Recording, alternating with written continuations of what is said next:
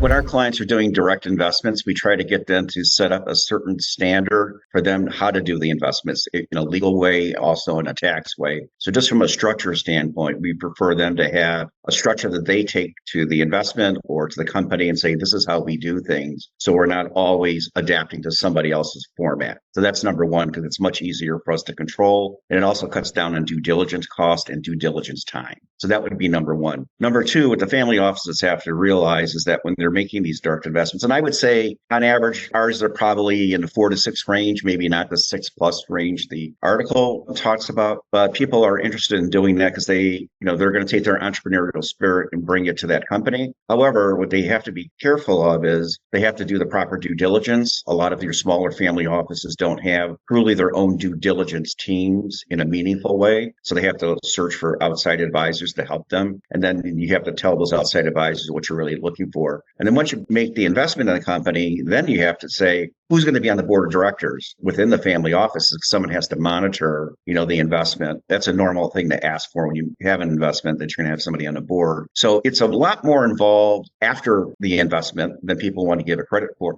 And you may have to make sure that you allot the time in the business because you want it to expand. So you really want to know more than what the board is doing. You want to know the business so you can help them expand it. But there's a lot more work to it. I would say people by at least a multiplier of 4 or 5 underestimate how much time that takes to really do the job properly and not just show up at the board meeting, especially in today's world of Zoom or Teams. You actually physically have to go there and interface with the executives.